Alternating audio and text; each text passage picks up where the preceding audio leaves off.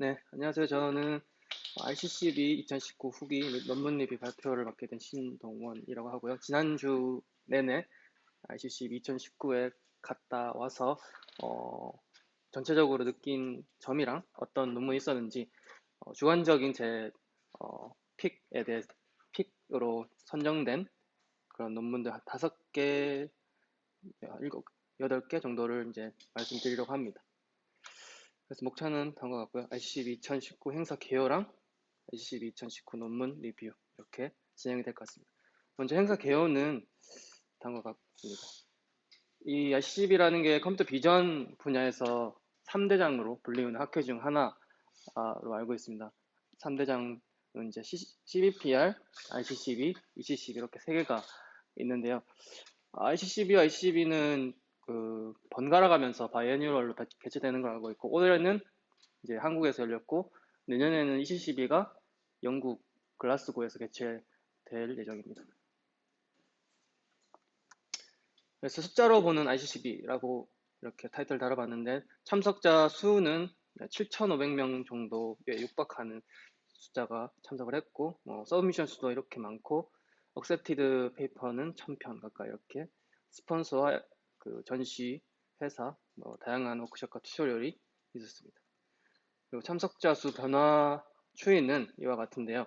거기서 보여준 바로는 올해 2019년에 7,000명인데 2년 전, 바로 전 회차에는 3,100명 정도 참석을 해서 거의 2배 넘는 참석자 수가 뛰었다고 이야기를 했고요. 그만큼 컴퓨터 비전 쪽에 관심이 많아졌다는 반증이 아닐까 싶습니다. 나라별 참석자 수는 이렇게 되어 있는데 전체 7,500명 중에 아무래도 한국에서 열리니까 가장 참석자가 많았던 게 이제 한국이었는데 거의 3,000명 가까이, 거의 절반에 좀 못 미치는 수준의 숫자가 나왔고, 그 다음으로 중국, 그 다음에 미국 각각 1,000명 가까이 참석을 했습니다. 다른 나라들도 많이 있었고요. 그리고 스폰서 같은 경우에는 이렇게 다양하게 대기업과 스타트업을 가리지 않고 참석을 했고, 그 중에서 많이 있었지만 네이버 부스가 좀 크게 느껴지더라고요. 한 일반적인 부스 크기 다른 회사들이 사용하는 거에 2배 정도를 사용하는 것 같았는데 그만큼 뭐 인공지능 쪽으로 많이 투자를 하는 회사의 면모를 보여주고 있는 것 같았습니다. 그리고 ICCB에서는 4,300개의 논문이 서미션이 됐고 그중에 1,000개로 거의 25%의 액셉턴스 레이트를 보여주고 있고 논문 자체도 거의 뒤에서 보여드릴 예정이지만 일단은 그 전에 이제 그 키워드 같은 경우에는 억셉티드 페이퍼의 키워드 같은 경우는 이렇게 워드 클라우드로 나타낼 수 있는데 어, 아무래도 영상, 이미지 쪽이 크게 자리를 차지하고 있고 그리고 딥이라는 딥러닝을 활용한 방법들도 많이 있고 또 좀 고무적인 부분은 3D 데이터, 3차원 정군 데이터나 그런 3차원적인 데이터를 많이 다루는 연구도 많이 포함이 되어 있고 비디오 그리고 unsupervised와 같은 그런 기존의 방법들과는 좀 다른 그런 접근법들을 많이 이야기하고 있었습니다. 나라별로 억셉티드 된 페이퍼의 수를 보여주면은 중국이 가장 많았고요. 중국이 거의 3,000편, 3,500편 가까이 억셉티드 페이퍼가 있었고 가보니까 거의 정말 중국 학회에 온 것처럼 중국 분들이 많았는데요. 그리고 두 번째로는 미국, 그리고 독일, 그리고 우리가 한국이 4등 정도로 순위가 매겨져 있습니다. 한국도 많긴 많은데 중국이 워낙 많아가지고 티도 안 나는 것 같았어요. 어쨌건 여기까지가 숫자로 보는 그런 ICCB 2019였고요. 논문 리뷰를 간략하게 말씀드리려고 합니다. 각각에 대해서 제 주관적인 선정에 의해서 선택을 했고 그 다음에 깊게 내용을 다룬다기보다는 전체적인 컨셉을 말씀드리려고자 합니다. 첫 번째로는 신겐이라고 하는 논문인데요. 이게 베스트 페이퍼 어워드를 받은 논문입니다. 그 영상을 생성하는 겐의 일종인데 여기서는 메인 포인트가 그냥 하나의 이미지로부터 학습을 해서 그 안에 있는 패턴들을 학습해서 그 영상 자체를 이렇게 생성하고자 하는 목적이었어요. 그래서 하나의 이미지도 그 안에 여러 가지 다양한 패턴들이 있다라는 거를 그냥 기본 골자로 가져가고, 여기서는 밑에 아래 보이는 그림처럼 계층적으로 레이어별로 이렇게 쭉쭉 스케일 크기별로 구성을 해서 각 계층이 다른 크기의 패치를 담당하도록 구성해서 조금 크로스 파인 형태의 접근법으로 겐을 구성했습니다. 그래서 아랫단에서 윗단으로 가면서 층별로 학습을 수행하는데, 이와 같이 이 제일 처음에 있는 요게 노이즈 벡터라고 또는 노이즈 이미지라고 하면 그게 제너레이터로 들어가서 어떤 작은 크기의 영상을 생성하고, 그게 여기 디스크리미네이터 들어가서 이게 진짜인지 가짜인지 판단하는 결과를 내놓을 테고요. 또 여기 생성된 영상이 그 윗단으로 올라가서 여기 제너레이터 입력으로 들어가는데, 여기서 노이즈와 같이 들어가게 되어서 이 뒷단은 마찬가지로 또 디스크리미네이터에서 비교하고, 이런 식으로 쭉쭉 제일 상위에 원래 해상도 있는 것까지 가서 마지막으로 큰 해상도의 영상을 생성하도록 합니다. 그래서 로스 펑션은 모델 구조는 아까 방금 말씀드린 부분과 같고, 로스 펑션은 이와 같이 구성이 되어 있는데 크게 두 가지 adversarial loss라는 부분이랑 reconstruction loss라는 부분이 되어 있습니다. 여기서는 adversarial loss 같은 경우에는 입력된 이미지에서 패치의 분포와 생성된 이미지에서의 패치의 분포 사이의 거리, 영상 패치의 그 분포 사이의 거리를 나타낸다고, 그걸 측정해서 계산을 한다고 합니다. 여기서는 마코비안 디스크리미네이터라는 디스크리미네이터의 일종을 활용하는데, 아까 영상에서 보는 것 같이 그 전체 영상에서 전체를 에 대해서 디스크리미네이터가 진짜다 가짜다를 보는 게 아니라 그냥 패치 형태로 조그맣게 해서 이게 슬라이딩 윈도우처럼 영상 전체를 쭉 돌아가면서 진짜 아닌가 가짜인가 결과를 내주고, 그거를 평균에 해서 결국 로스에 활용을 한다는 그런 방식이 마코비안 디스크리미네이터라고 합니다.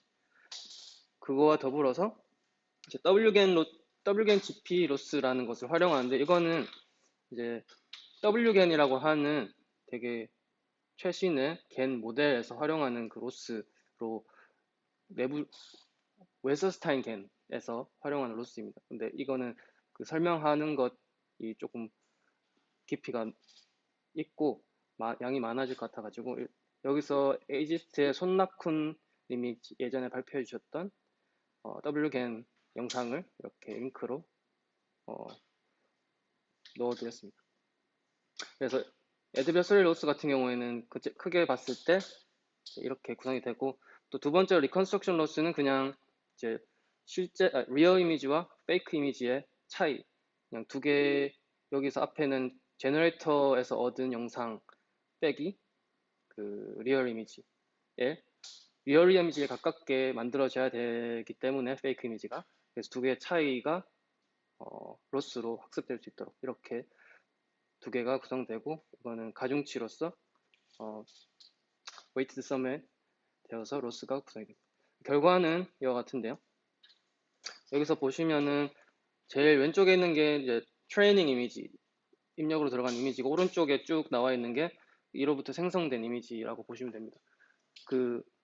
이 크기를 조금 줄인 것도 있고 늘린 것도 있고, 뭐 이런 거 같은 경우에는 줄인 거고 이런 건 늘린 거죠.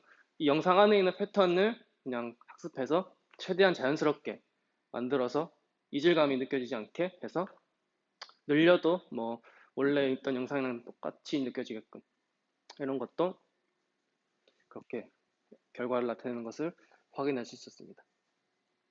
이 애니메이션을 생성할 수도 있는데요. 여기서는 조금 작게 나오긴 하는데 식물이나 아니면 번개 치는 영상을 그냥 애니메이션을 보여주고 있습니다. 여기서는 산호초 같은 건데 좀 자세히 안 보일 수도 있겠지만 이게 약간 흔들흔들거리는 움직이는 형태가 다 이제 제너레이션 돼가지고 만들어지는 한 장의 이미지만으로 그냥 움직이는 것처럼 이거는 트레이닝 이미지고 그 다음에 애니메이션이 나오고요. 여기서는 물속에서 움직이는 것처럼 그냥 영상 하나로 이렇게 학습을 한 거라고 합니다. 뒤에는 조금 더 과시할 수 있는 게 번개 치는 거. 이런 거는 트레이닝 이미지가 뒤에서 나올 건데요. 그냥 이 이미지로부터 이렇게 번개 치는 애니메이션을 생성해 내줄 수 있게끔 만들어 준다고 합니다.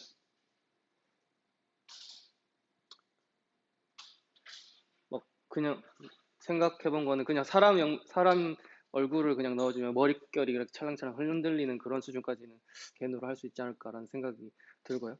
그래서 뭐 결과는 시각적인 결과는 그렇고 수치적인 결과는 여기서 AMT Perceptual Study라고 했는데 여기서 AMT는 그 아마존 미케니컬 터크라고 그 레이블링 하는 것처럼 우리가 이 영상을 주고 설문조사를 시키는 거예요. 그 아마존 미케니컬 터크라는 플랫폼이 있는데 거기서 이게 진짜인지 가짜인지를 이 사람들이 판단할 수 있게끔 그 설문 같은 거를 던져주는 거예요.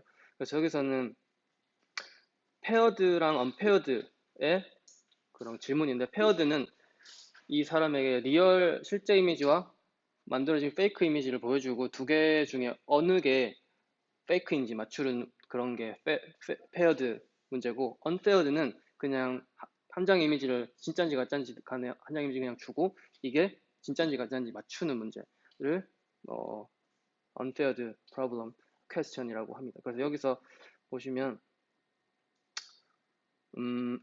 컨퓨전의 숫자가 잘 안 보이는데 여기 오른쪽에 있는 게 컨퓨전이라고 하는데 이게 faired, unpaired, faired, unpaired 이제 이 레벨 n이랑 n-1인데 이거는 차치하고 어쨌거나 이제 여기서 수치를 나타내는 게 faired 같은 게 21.45, 21.45, 그 다음에 unfaired 같은 게 42.9 이렇게 헷갈리는 그 비율을 나타낸 거예요. 그래서 거의 unfaired 같은 경우에는 50 반반으로 간당간당 아리까리하게 그렇게 결과를 내고 밑에 것도 그렇게 마찬가지로 나타나고 있다고 합니다. 여기서 n이랑 n-1의 차이는 이제 n 같은 경우에는 아까 말씀드린 그냥 전체를 다 사용한 거예요. 노이즈에서부터 계층적으로 쭉 올라가서 마지막에 영상을 나타내는 이 영상 생성된 영상을 가지고 이제 페이크, 리얼 또는 이거 unfaired랑 faired 문제를 하는 거고 n-1 같은 경우에는 이 제일 밑에 거를 빼고 그 위에 단부터 여기서 말씀드린 여기서부터 요 위에 단만 사용해서 영상을 생성하는데 그 리얼 이쪽에 인풋으로 들어가는 영상이 리얼 이미지에서 다운 샘플링을 해서 그거를 여기다가 넣어주는 겁니다. 그래서 리얼 이미지의 도움을 조금 받는 거죠. 여기서는 그냥 아예 생짜로 노이즈 영상으로부터 만드는데 여기서는 리얼 이미지의 도움을 좀 받아서 이렇게 생성을 하는 거고요. 이쪽이 이 n-1쪽이 더 헷갈리는 빈도가 높았다고 이야기를 합니다. 그래서 뭐 엄청나게 실사 같은 영상이다 라는 결과가 나왔고요. 그렇게 신겐이라는 논문이었습니다. 그리고 두 번째로는 G-SLAM이라는 논문이 있었는데 이거는 제가 슬램 쪽을 연구하기도 해서 좀 관심 있게 살펴본 거고 요거는 이제 General Slam Framework and Benchmark라고 해서 슬램 알고리즘들이 그 안에 다 좀 구현이 되어 있고 평가하는 거랑 이렇게 사용하는 거 쉽게 연구자들이 빠르게 개발해 볼 수 있게 할 수 있는 그런 툴킷 같은 걸 제공한다고 생각하시면 편할 것 같습니다. 예를 들면 뭐 텐서플로우, 슬램에서의 텐서플로우나 파이토치 같은 그런 느낌이라고 보셔도 뭐 괜찮을 것 같은데 그래서 플러그인 형태로 새롭게 슬램 하는 컴포넌트를 개발할 수 있는 그런 구성이 되어 있습니다. 그리고 논문과 이제 오픈 소스로 되어 있고요. 여기서는 이제 여러 가지 모듈이 안에 포함되어 있는데 에스티메이터 모듈에서는 프론트엔드라고 해서 이게 슬램의 기본적인 지식이 있으시면 좀 좋긴 하지만 이제 슬램이랑 로컬라이제이션이랑 매핑을 하는 문제거든요. 카메라의 위치를 추적하고 동시에 주변에 뭐가 있는지를 이제 매핑을 주변 환경을 매핑하는 문제인데 거기서 프론트엔드라는 것은 이 카메라의 연속적인 그 움직임을 예측하는 거예요. T 시점에서의 카메라 영상이랑 T 플러스 1 시점의 카메라 영상이 들어왔으면 그 두 개의 뭐 트랜슬레이션과 로테이션 그런 파라미터를 계산하도록 하는 게 프론트엔드인데 이를 위해서 다양한 뭐 솔버를 제공하고 있고요.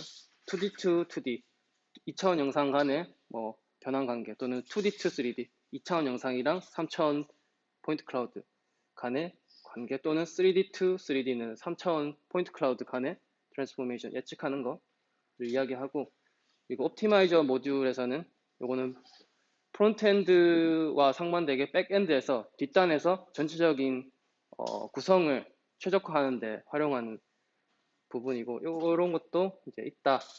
여기서는 번들 어저스먼트나 포즈 그래프 최적화라는 부분도 구현이 되어 있습니다.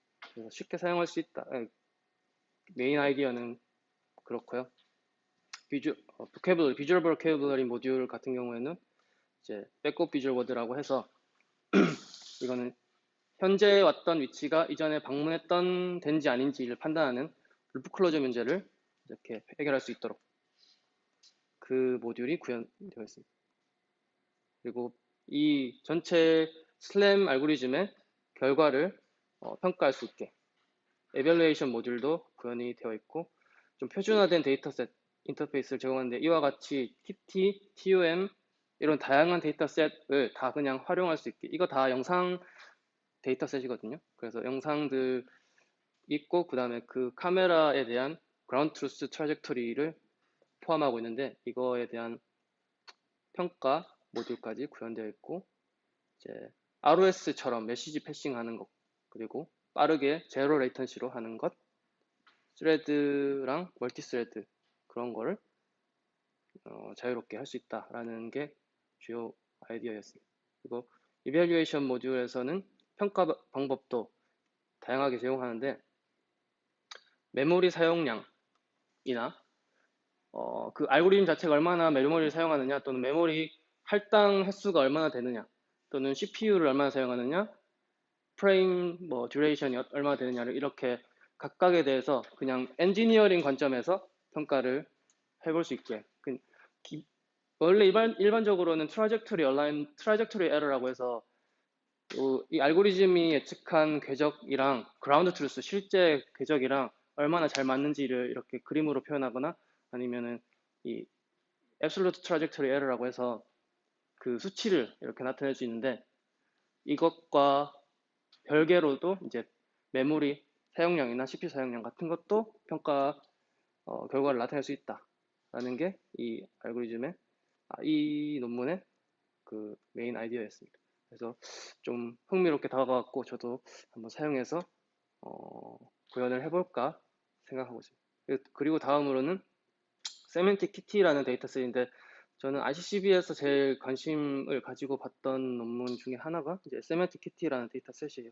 이제 원래는 기존의 키티 데이터셋이라고 있는데 키티 오도메트리 데이터셋은 차량에 그 라이다랑 카메라, 스테레오 카메라랑 뭐 GPS, IMU 이런 걸 다 장착하고 그 데이터를 다 로깅해서 그리고 그라운드 트루스 궤적, 차량의 궤적도 가지고 있고 그런 데이터를 다 모아놓은 꽤 유명한 데이터셋입니다. 웨이모나 이게 누진스라고 액티브 데이터셋 나오기 전까지만 해도 키티 데이터셋이 제일 많이 사용하고 그 자율주행에 있어서 굉장히 많이 사용한 데이터셋이 되는데 여기서 뭐 라이다 데이터에만 집중해서 이 라이다가 여기서는 벨로다인 64채널을 가지고 지붕에 달아서 주변 환경을 스캔하거든요. 근데 라이다에 대한 지오메트리 포인트 클라우드 정보는 있는데 세멘틱 정보는 포함이 되어 있지 않아요. 일반적인 키티 데이터셋은 기존의 거는 우리가 그냥 다른 데이터셋 같은 경우에는 아까 말씀드린 것처럼 이 2D 영상에서는 이제 세멘틱 레이블을 얼마 전 한 3년 전만 해도 이렇게 나오고 있는데 이 3D 포인트 클라우드에 대해서는 그런 데이터가 얻기가 힘들어요. 왜냐하면은 레이블링 하는 것 자체도 어렵거든요. 3D 데이터 자체가. 그래서 여기서는 이런 식으로 이제 색깔별로 도로, 뭐 풀숲 또는 건물, 차량, 사람 이런 것처럼 이렇게 색깔을 다 나눠서 표현을 했고 22개의 시퀀스가 이 안에 있고 그리고 28개 클래스 개요는 이렇게 되어 있습니다. 뭐 로드, 사이드워크 다양하게 있는 것을 확인할 수 있습니다. 이렇게 다 하나하나씩 했고 세멘틱 레이블링 하는 툴도 여기서 만들어서 오픈소스로 다 내놨어요. 여기서는 이쪽에 오른쪽에 있는 그림처럼 이렇게 GUI2를 제공하는데 마우스로 이렇게 브러쉬 형태로 칠을 하거나 아니면은 폴리곤 형태로 점을 찍어서 하는 형태로 레이블링을 할 수 있습니다. 여기서 제일 레이블링 할 때 절차는 우리가 키티 데이터셋 자체가 주행을 하면서 이렇게 스캔을 하기 때문에 스캔 하나하나에 대해서 레이블링 한다기보다는 이 주행한 것을 가지고 하나의 통합된 맵을 만들어요. 이렇게. 이제 이거는 여기서 활용하는 슬램 알고리즘을 라이다 슬램 알고리즘이 있는데 그것을 통해서 이렇게 하나의 통합된 맵을 만든 다음에 이거를 격자 형태로 쪼개는데 여기서는 100 by 100m의 크기로 이 큰 거를 100 by 100m 쪼갠 다음에 하나의 타일을 여기서 이제 하나하나씩 하는 거죠. 전체 다를 이렇게 하나하나 하기보다는 쪼개서 그냥 하나씩 하고 이렇게 한다고 합니다. 그래서 레지던셜 에리아 그러니까 주거 시설 있는 경우 같은 경우에는 4.5시간이 타일 하나당 소요되고 하이웨이 고속도로 같은 경우는 1.5시간이 소요된다고 합니다. 전체 타일은 518개가 있고 전체 데이터셋에 대해서 그래서 레이블링은 1400시간, 검증 400시간 합쳐서 총 1700시간의 레이블링 하는데 시간이 들었다고 합니다.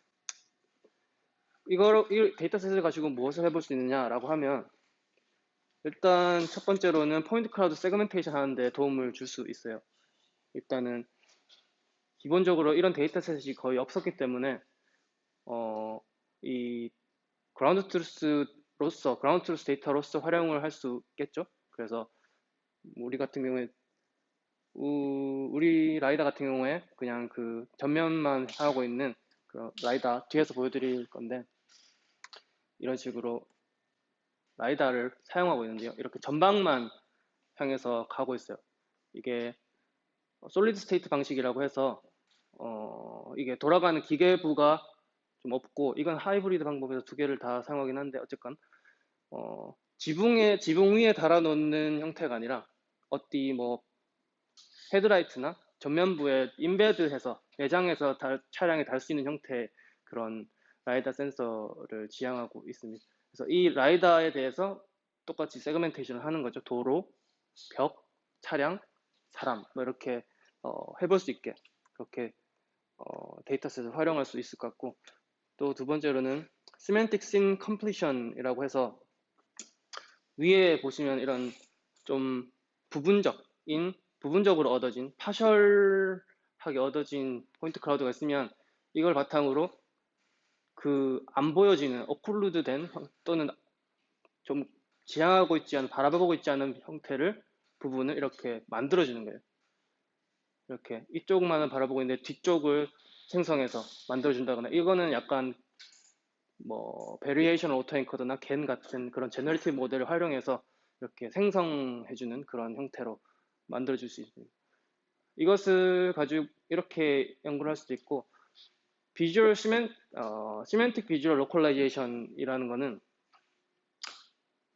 그냥 로컬라이제이션 하는 건데 라이다 포인트 클라우드를 가지고 여기 위치가 이전에 왔던 데인지 아닌지를 판단하는 관점에서 이 세멘틱 정보를 활용한다면은 좀 이런 뷰 포인트가 다른 경우에 다른 뷰를 바라보고 조금 다른 뷰를 바라보고 있는 경우에도 또는 시즈널 체인지, 그러니까 여름에 찍은 거를 가지고 겨울에 또 로컬라이제이션 할 때 활용한다던가 그런 시점이나 시간의 차이가 좀 발생하더라도 이런 시멘틱 인포메이션은 좀 그 두 개의 중간자적인 역할을 해서 연결을 해줄 수 있는 정보를 작용해서 이제 로컬라이제이션을 할 수 있게끔 만들어 줄 수 있다고 생각을 그런 쪽으로 활용을 할 수 있을 것 같아요. 이게 왜 중요하냐면은 이제 자율주행에서 시기가 중요한데 내 차가 어디 있는지가 중요한데 이렇게 세멘틱 인포메이션을 이용해서 추기를 할 수 있기 때문에 이 데이터셋이 활용될 수 있다라고 이야기를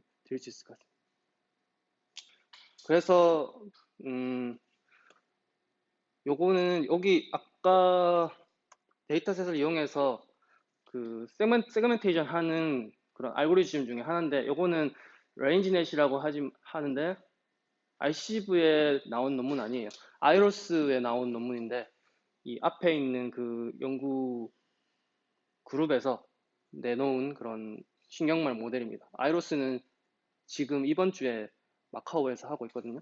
그래서 지금 이번 주 퍼블리시가 될 건데 요거는 프로젝션 기반의 2D CNN 신경망 모델을 활용합니다. 프로젝션이라고 하면은 3D 포인트 클라우드를 이용해서 이제 세그멘테이션 하는 방법 중에 여러 가지가 있는데 3차원 점군을 어떤 특정한 시점으로 2D의 영상 시점으로 이렇게 프로젝션 해서 2차원 영상으로 만든 다음에 2차원 영상을 가지고 그냥 우리가 일반적으로 활용하는 뭐 2D CNN을 활용해서 고전적인 방법으로 할 수 있고 또는 포인트 클라우드 자체 3차원 포인트 클라우드 자체를 넣어서 시멘틱 세그멘테이션 할 수 있고 그런 다양한 방법 중에 하나입니다. 프로젝션 기반의 방법은 절차는 다음과 같은데요. 이 3차원 포인트 클라우드를 스피리컬 프로젝션이라고 해서 이 2차원 영상 평면에 투영을 합니다. 그래서 2차원 영상 형태로 만들 수가 있는데요.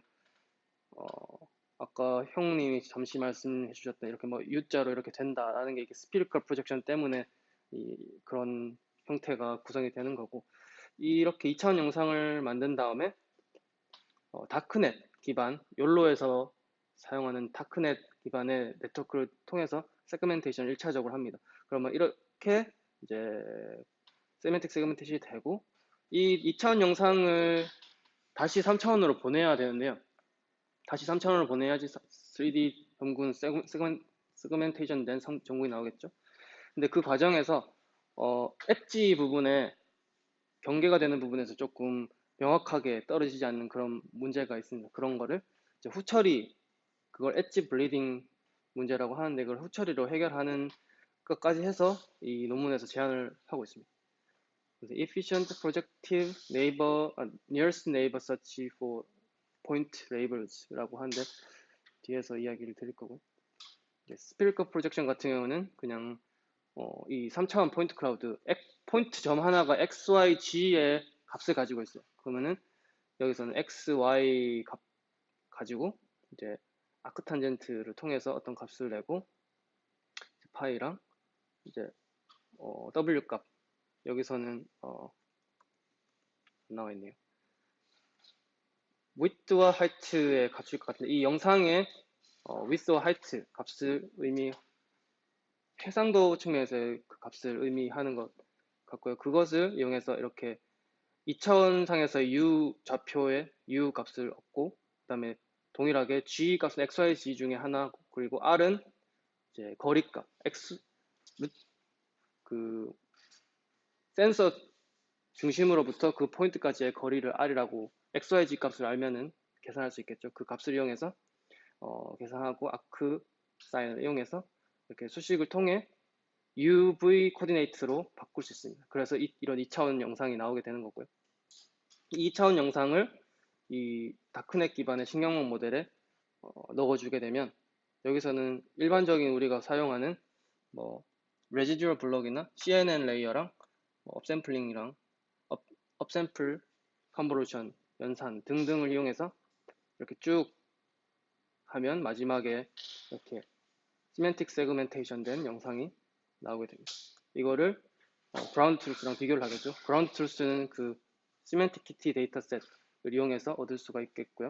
그렇게 해서 결과를 얻은 다음에 이 2차원 영상을 다시 3차원으로 보여내야 되는데 여기서 이제 이 2차원 데이터를 3차원으로 리프로젝션 할 때 여기 좀 화면이 안 보이는데 이 경계 부분에서 이쪽 벽면에 약간 그림자 지는 것처럼 엣지 부분에 명확하지 않게 여기 약간 여기가 차량에 대한 벽에 대한 레이블인데 이쪽 멀리에 여기서도 약간 이쪽에 벽에 대한 레이블이 입혀지는 현상이 있어요. 그런 거를 이제 엣지 블리딩 또는 섀도우 문제라고 하는데 그거를 명확하게 끊어주기 위해서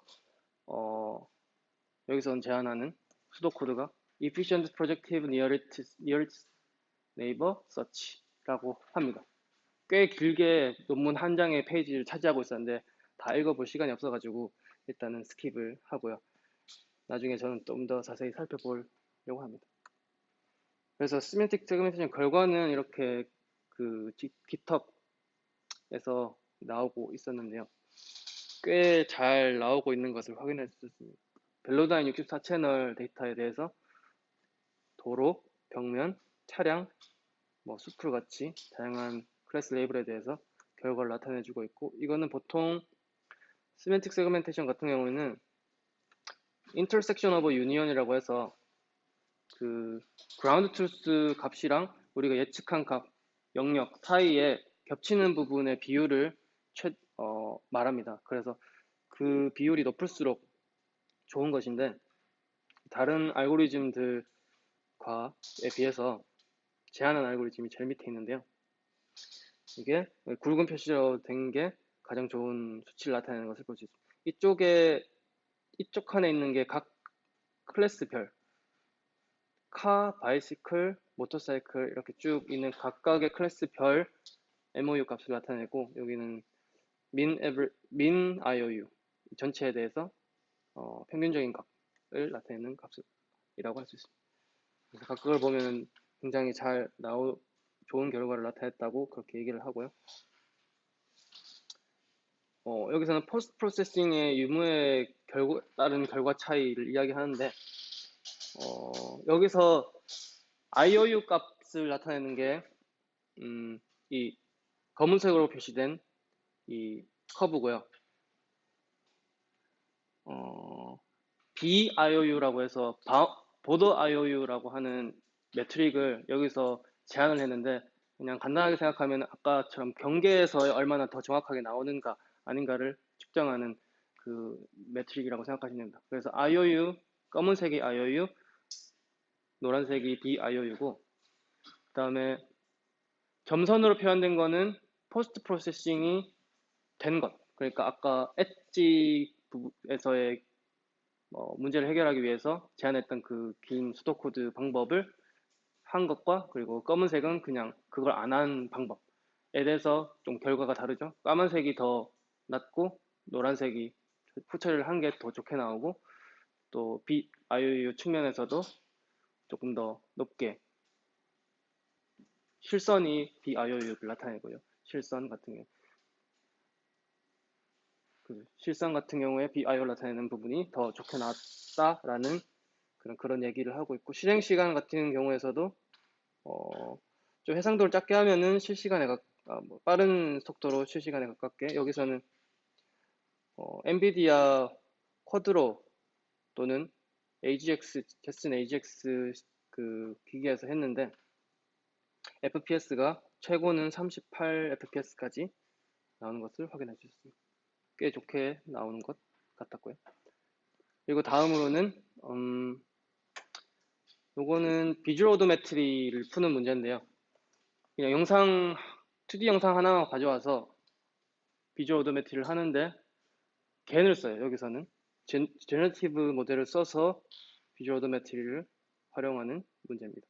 공간적, 시간적 상관관계를 여기서 활용해서 셀프 스퍼바이즈라고 하는 방식으로 비주얼 오도메트리를 수행합니다. 이 전체 구성은 이렇게 돼 있고 여기서 제일 왼쪽에 있는 거는 이미지의 시간대별 인커밍 프레임의 숫자를 나타냅니다. 이렇게 쭉 들어오면은 제일 먼저 옵티컬 플로우를 추출해요. 옵티컬 플로우를 이 두 장의 영상으로부터 추출하고 여기서 좀 뭐 특별한 방법 딥러닝을 사용한 건 아닌 것 같아요. 그냥 이 두 장의 영상으로부터 옵티컬 플로우를 추출하는 방법 논문을 따로 레퍼를 했는데 그거를 가지고 옵티컬 플로우를 계산하고 그걸부터 인코딩을 해서 여기서 뉴럴 네트를 썼겠죠. 코드 어떤 1차원의 벡터를 얻어냅니다. 1차원의 벡터를 얻어내고 또 그 밑에 단에서 이 t-1과 t-2 시점, 그 영속된 시점 사이에 옵티컬 플로우를 계산하고 동일한 방법으로 코드를 얻어내고 이거를 LSTM, 그 시간대별로 그 정보를 축적하는 LSTM 레이어에 넣고 이걸로부터 또 어떤 의미 있는 코드를 나타냅니다. 여기서 LSTM이 하는 역할이 그 시간적인 측면에서의 연관성을 저장하겠죠. 그러면 여기서 두 개를 가져와서 각각은 또 이쪽에 뎁스를 만드는 뎁스넷으로부터 뎁스 예측을 하는 부분이 있고 각 시점에 대해서 뎁스 예측을 하고 여기 포즈 마스크 넷이라는 부분에서 이 네트워크에서는 뎁스 영상이랑 이쪽이 이제 뎁스가 이렇게 들어오고 컬러 영상이 이렇게 이게 두 개가 반대네요. 어쨌든 컬러랑 뎁스가 들어가고 t-1 시점에 그런 정보가 들어가고 t 시점에 두 정보가 들어가서 여기서는 포즈를 예측합니다. 카메라의 포즈 그리고 우리가 하고자 하는 비주얼 오드멘트리 되겠죠. 그래서 카메라 포즈가 들어가면 그 카메라 포즈 예측한 것과 그리고 여기서의 t-1 시점에 뎁스랑 컬러 이 세 가지 정보를 이용해서 뷰 합성을 합니다. 그 t-1 시점의 정보들을 이용해서 t 시점에 영상을 합성하는 거죠. 그래서 합성된 영상이랑 실제 t 시점의 영상 간의 차이를 여기서 디스크리미네이터를 통해서 판단합니다. 그래서 제일 이 디스크리미네이터가 헷갈려야 되겠죠. 어느 게 합성된 거고 어느 게 진짜인지 헷갈리게 만들게끔 그렇게 해서 전체적인 모델이 구성이 됩니다. 여기서의 로스는 구성은 딥러닝 모델 구조는 아까와 같고 로스 함수는 이제 세 가지 appearance loss, depth regularization 에서 이제 edge aware smoothness loss, 그 다음에 trajectory consistency 이 세 가지의 로스가 합쳐져서 여기 세 가지를 구성하고 이 뒤에 있는 겐은 일반적인 겐 모델에서의 로스를 이야기합니다. 그래서 네 가지가 다 합쳐져서 파이널 로스가 되는 것이고요. 이제 어피어런스 로스는 이와 같이 구성되는데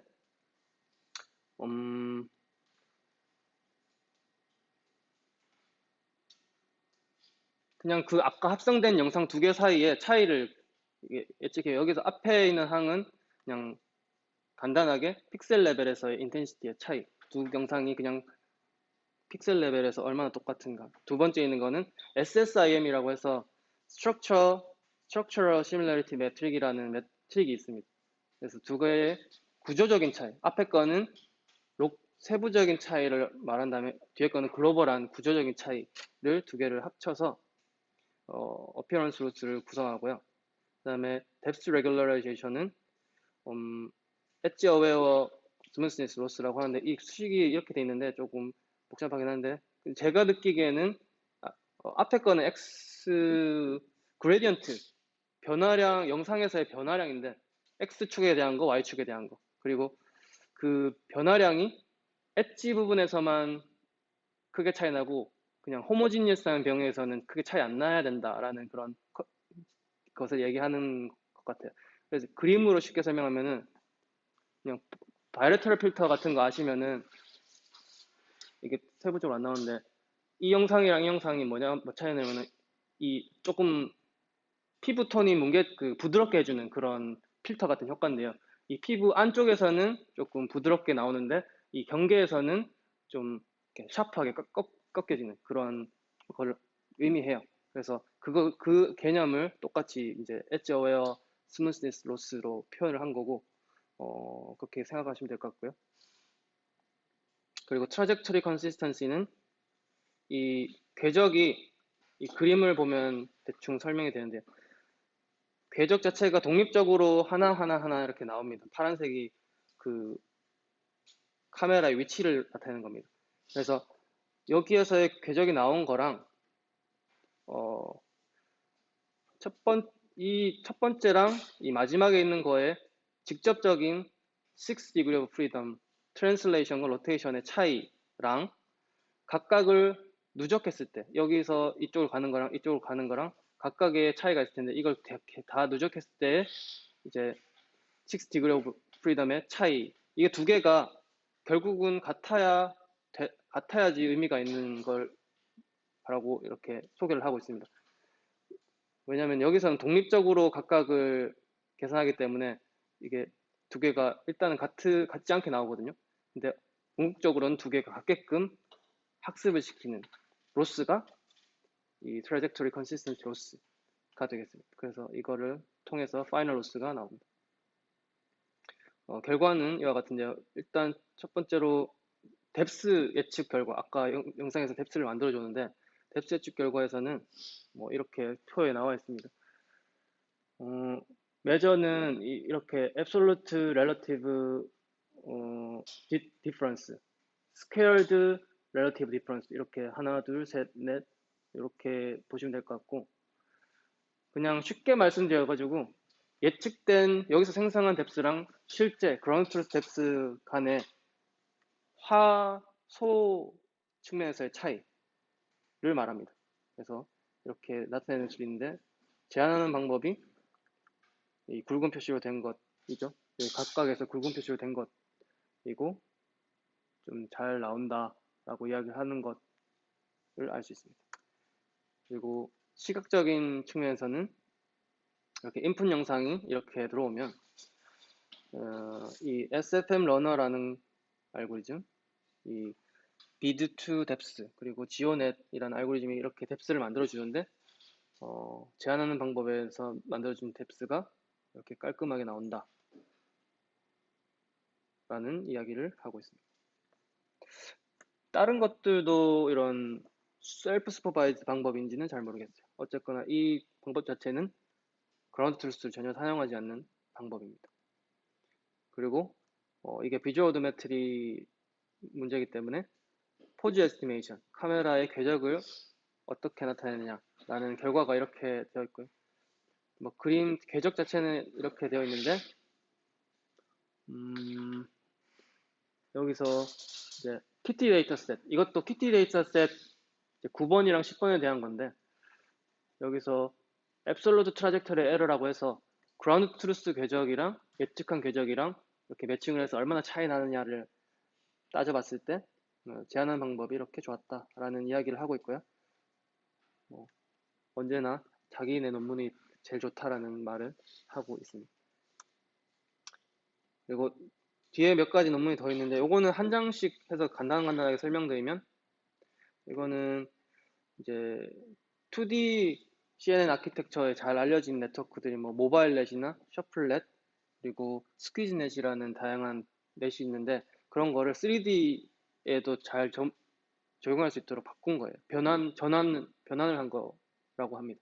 그래서 스퀴즈넷, 모바일넷, 셔플넷 뭐 이렇게 다양한 것을 3D 버전을 바꾸는데 조금씩 기여한 부분을 설명하고 있고 평가 자체는 이런 데이터셋 이게 비디오인데 몸짓, 제스처, 손짓 그리고 이것도 몸짓에 대한 그런 액션 레커그니션을 할 때 이런 데이터 이런 3D CNN을 사용해서 분류를 해서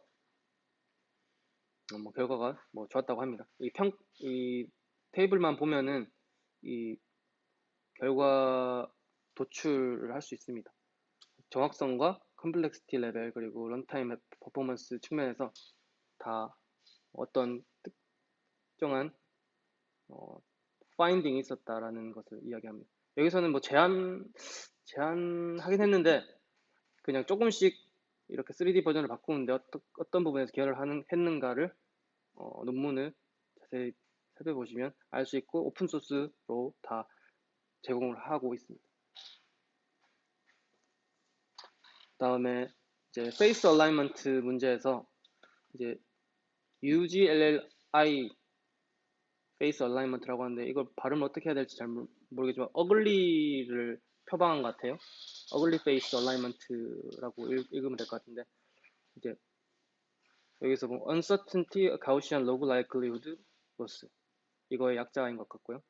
그래서 얼굴에서 페이셜의 랜드마크를 찾아주는데 기존의 것들은 그냥 점의 위치만을 예측했다고 하면 여기서는 점의 위치랑 그거의 uncertainty, 불확실성은 같이 예측합니다. 여기서 그림을 예시로 들면 이런 턱 같은 경우에는 되게 이제 가려지지 않고 잘 나와가지고 점으로 나오는데 뭐 머리카락이 같이 있는 부분이나 뭐 눈썹이 있는 부분 같은 경우에는 좀 얼굴에 랜드마크가 잘 안 나오니까 그런 원으로 uncertainty를 같이 표현해 줍니다.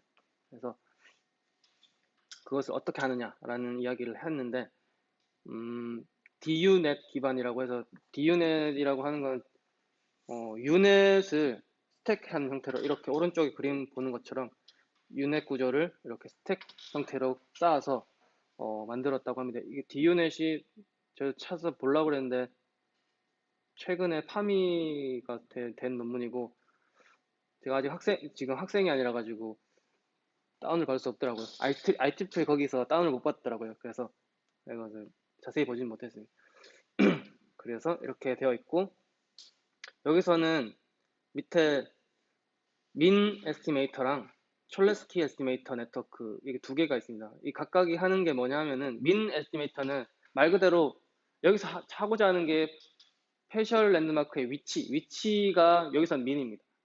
그러니까 가우시안 디스트리뷰션을 이제 가정했을 때 민이랑 시그마 공문상 값이 있잖아요.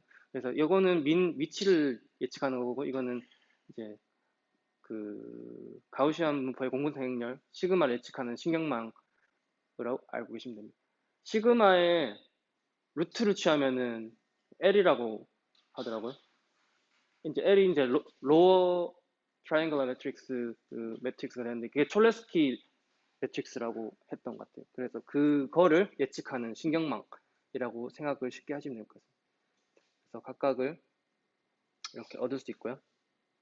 이제 로글 라이클리후드 로스 같은 경우에는 이렇게 두 개의 항으로 되어 있고 여기서 예측한 이 뮤 값과 이 시그마 값을 이용하고 p 값은 실제 그 위치 그라운드 트루스의 랜드마크 값을 이용해서 이렇게 말라노비스 디스턴스를 활용하고 그다음에 이거는 시그마 값에 뭐 레귤라라이저로서 활용하는 이런 앞에 거 텀이 있고요.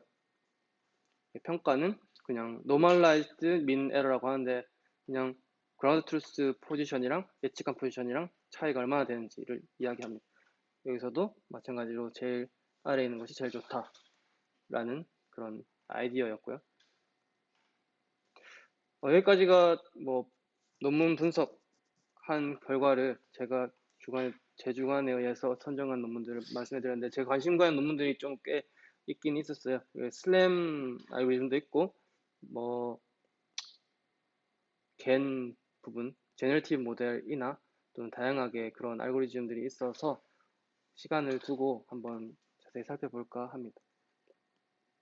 논문이 1000편이라서 그 중에서도 출연했는데도 이만큼 많더라고요. 워크샵이랑 아시다시피 컨퍼런스 자체가 워크샵이랑 튜토리얼이 앞뒤로 이렇게 붙여져 있고 그 중에 4일 정도가 메인 컨퍼런스였는데 워크샵 튜토리얼 같은 경우에는 제가 들은 거는 소개를 간단하게 드리면 첫 번째 날에 들었던 게 Everything you need to know to reproduce SOTA deep learning models라고 하는 그 워크샵이었고 튜토리얼이었고요. 이거는 큰 강당에 사람을 다 두고 거기서 이제 앞에 강단에 서신 분이 그 아마존에 사용하는 세이지 메이커를 이용해서 실습을 해요. MXNet으로 구현된 그런 아이파이썬으로 기재된 그걸 이용해서 테스트를 하는데 이제 MXNet이랑 글로온 CB라는 것을 이야기를 했습니다. MXNet은 텐서플로우나 파이토치 같은 그런 딥러닝 라이브러리라고 생각하시면 되고요.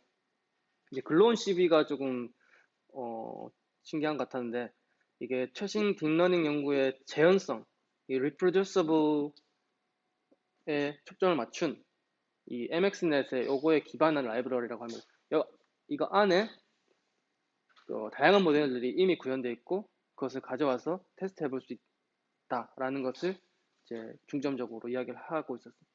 이미지 클래시피케이션에서는 레스넷, 모바일넷, 뭐 점점점이 있었고 시멘틱 세그멘테이션에서는 FCN, PSPNet, 뭐 이렇게 딥랩 등등 있었고 오브젝트 디텍션, 휴먼 프로젝 에스티메이션, 뭐 GAN 이렇게 다양한 것들이 이미 구현되어 있고 가져와서 평가해보고 아니면 실험해볼 수 있고 라는 것을 이야기했습니다. 그래서 여기서 소스 코드랑 발표 자료까지 다 여기에 있고요.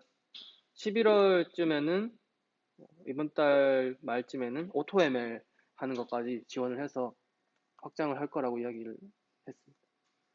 그리고 다음으로는 마지막 날이었나 들었던 Autonomous Navigation in Unconstrained Environments라는 워크샵을 들었는데 여기서는 각각의 연사들이 다 나와서 이런 주제로 이야기를 했고 우버나 뭐 다양한 인텔이랑 우버 또 다른 회사에서 나온 강연자분들이 이야기를 해줬습니다. 자세한 거는 좀 읽어보시면 되는데 인도 주행환경 데이터셋이 조금 웃겼고요.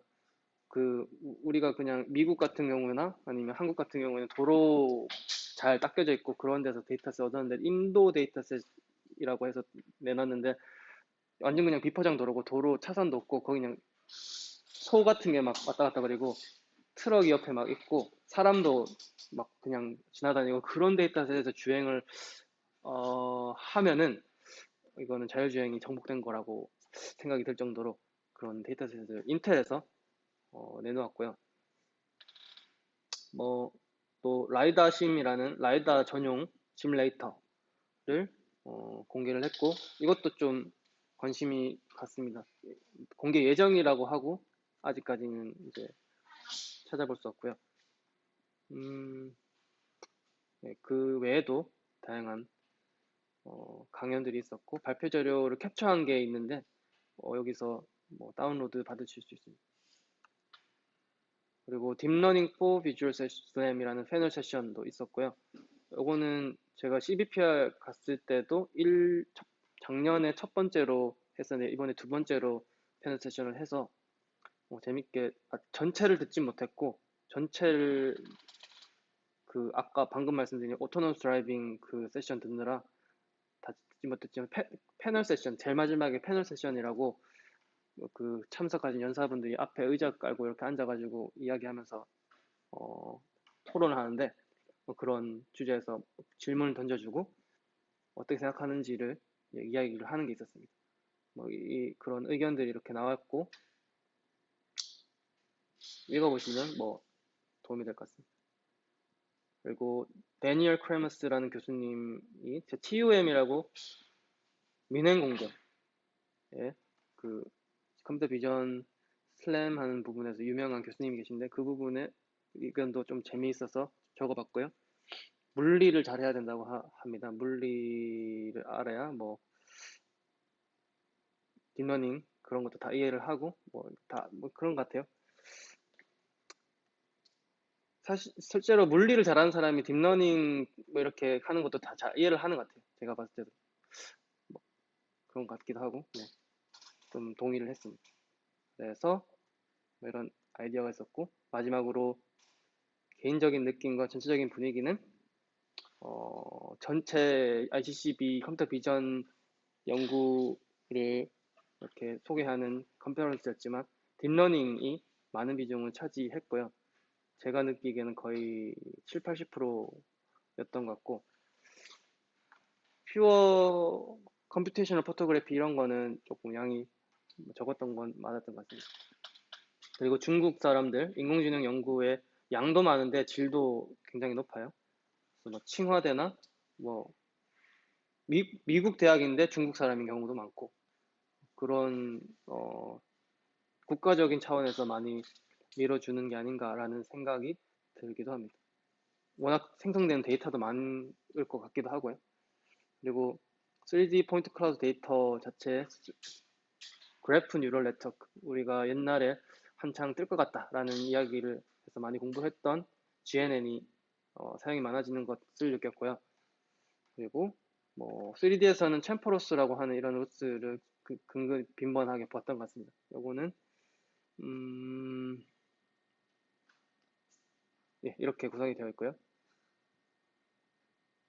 알았는데 까먹었네요. 예, 어쨌건 예, 수식은 이렇게 되어 있고, 그리고 겐이 볼거리는 짱이었던 것 같습니다. 겐 세션이 있었는데 거기서 베이스 페이퍼도 나오고 또 신기한 애플리케이션들을 보여주기도 해서 되게 놀랐고요.